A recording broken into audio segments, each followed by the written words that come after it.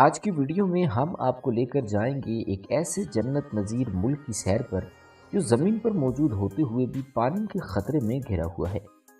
ایک ایسا ملک جو آج تو ہے مگر ماہرین کے مطابق شاید کچھ دہائیوں بعد دنیا کے نقشے سے مٹ جائے۔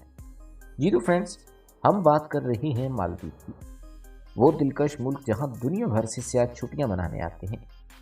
قدرتی خوبصورتی یہاں کے پانی میں گھلی ہوئی ہے اور جہاں انسان نے سمندر کے اندر بیٹھ کر بھی عجائبات تخلیق کر دکھائے۔ یہی وہ ملک ہے جہاں دنیا کی پہلی انڈر واٹر کیبنٹ میٹنگ بھی ہو چکی ہے۔ آج کی ویڈیو میں ہم جانیں گے مالدیپ کے خوبصورت مقامات، پاکستان سے مالدیپ کیسے جایا جا سکتا ہے، سیاحت کے علاوہ یہاں اور کیا کچھ کیا جا سکتا ہے، اور چند حیرت انگیز حقائق جو آپ نے پہلے کبھی نہ سنے ہوں گے۔ تو سیٹ بیلٹ باندھ لیجیے، چلیے ہمارے ساتھ مالدیپ کے ایک ناقابل فراموش سفر پر۔ مالدیپ کا آفیشیل نیم ریپبلک آف مالدیوز ہے۔ یہ ایشیا کا سب سے چھوٹا ملک ہے جو بحر ہند میں واقع ہے۔ اس ملک کی کل آبادی تقریباً 5,21,000 لوگوں پر مشتمل ہے اور آبادی کے لحاظ سے مالدیپ دنیا میں 172ویں نمبر پر آتا ہے۔ اور دلچسپ بات تو یہ ہے کہ یہاں کے لوگ 99% مسلمان ہیں، باقی آبادی مختلف مذاہب سے تعلق رکھتی ہے۔ مالدیپ میں تقریباً 2000 جزیرے موجود ہیں، جن میں سے صرف 200 جزیرے آباد ہیں اور باقی سب ویران۔ دارالحکومت مالے سب سے بڑا اور گنجان آباد شہر ہے، یہاں زندگی کا رنگ خوبصورتی سے جھلکتا نظر آتا ہے۔ یہ ملک رقبے کے لحاظ سے تو محض 300 مربع کلومیٹر پر پھیلا ہوا ہے، مگر قدرتی حسن میں اس کا کوئی ثانی نہیں۔ مالدیپ رقبے کے لحاظ سے 186 نمبر پر آنے والا چھوٹا ملک مانا جاتا ہے۔ مالدیپ کے چاروں طرف نیلا سمندر، سفید ریت، نیلے آسمان تلے پھیلے ریزارٹس، یہ سب مل کر مالدیپ کے سیاحوں کو جنت نظیر وادی بنا دیتے ہیں۔ مالدیپ میں کچھ جزیرے ایسے ہیں جو صرف سیاحوں کے لیے مخصوص ہیں۔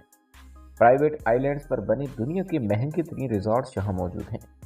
پانی کے اوپر تیرتے کمروں میں رہائش، شفاف فرش کے نیچے مچھلیوں کی تیرتی قطاریں اور ہر صبح سمندر سے ابھرتا سورج مالدیپ کو خوابوں کی تعبیر بناتے ہیں۔ یہ ملک بھی برصغیر کی طرح کبھی برطانوی قبضے میں رہا ہے۔ آزادی 1965 میں ملی۔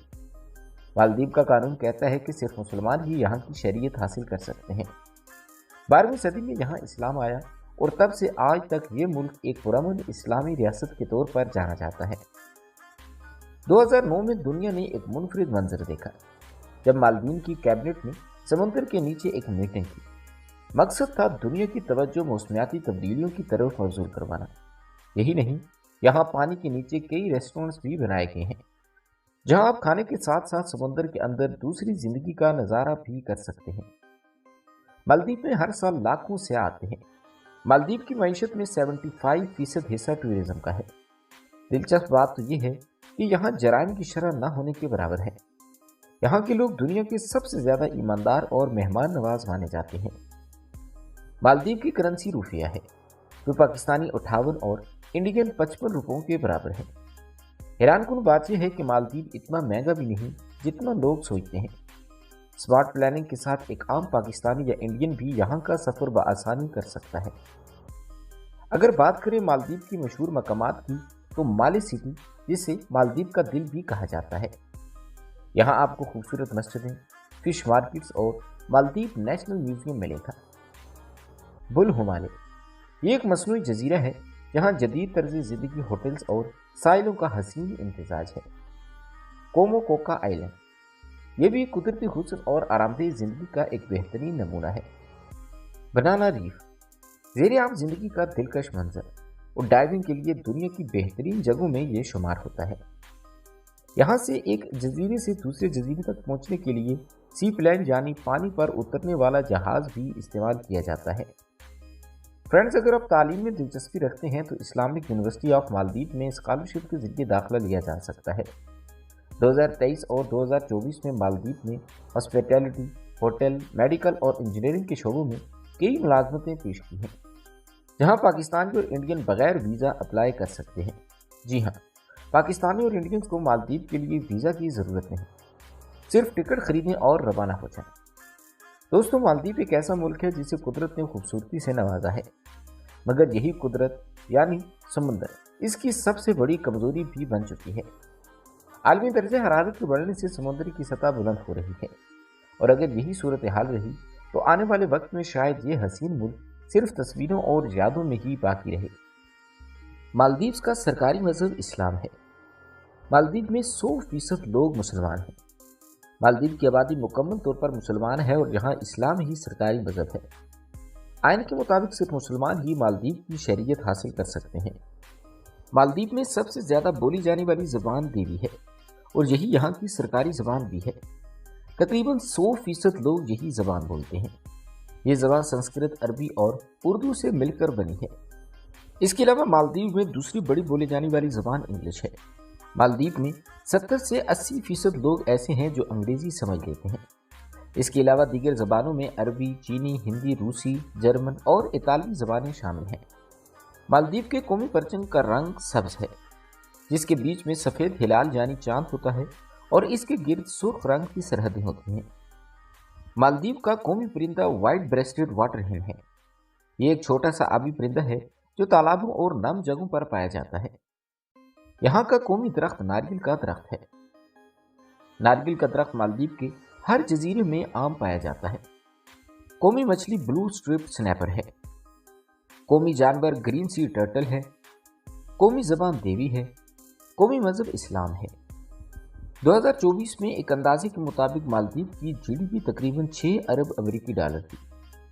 مالدیو کا جی ڈی پی چھوٹا ہے کیونکہ یہ ایک چھوٹا ملک ہے، لیکن فی کس آمدنی یعنی پر کیپیٹا انکم آمدنی کافی اچھی ہے، خاص طور پر خطے کے دیگر ممالک سے بہت بہتر ہے۔ مالدیو میں فی کس آمدنی 12 سے 15,000 ڈالر سالانہ ہے، یعنی ہر فرد کی اوسط سالانہ آمدنی تقریباً 30 لاکھ پاکستانی روپوں کے برابر ہے۔ اگر بات کی جائے مالدیو کے لوگوں کے روزگار کی تو سیاحت مالدیو کی معیشت کی ریڑھ کی ہڈی ہے، جو تقریباً 28% ہے۔ زیادہ تر لوگ hotels, restaurants, resorts, guiding, driving instructor اور ریسٹورانٹس وغیرہ میں کام کرتے ہیں۔ اس کے علاوہ مالدیو کے لوگوں کا دوسرا بڑا ذریعہ معاش ماہی گیری ہے۔ پرانے وقتوں سے مالدیو میں ماہی گیری یعنی مچھلی پکڑنا ایک اہم ذریعہ آمدنی رہا ہے۔ ٹونا فش یہاں کی سب سے مشہور مچھلی ہے۔ اس کے علاوہ تعمیرات، سرکاری ملازمتیں اور تعلیم اور صحت کے شعبوں سے بھی بہت لوگ منسلک ہیں۔ کچھ مالدیوی لوگ بیرون ملک خصوصاً خلیجی ممالک میں بھی ملازمت کرتے ہیں، لیکن ان کی تعداد بہت کم ہے کیونکہ مقامی آمدنی کافی زیادہ ہے۔ ناظرین، مالدیو چونکہ ایک اسلامی ملک ہے، لہٰذا یہاں پر شادیاں بھی اسلامی اصولوں کے عین مطابق کی جاتی ہیں۔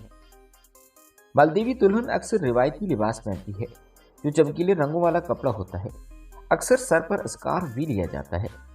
زیورات عام طور پر سونے کے ہوتے ہیں۔ دلہا سفید یا روایتی لباس پہنتا ہے۔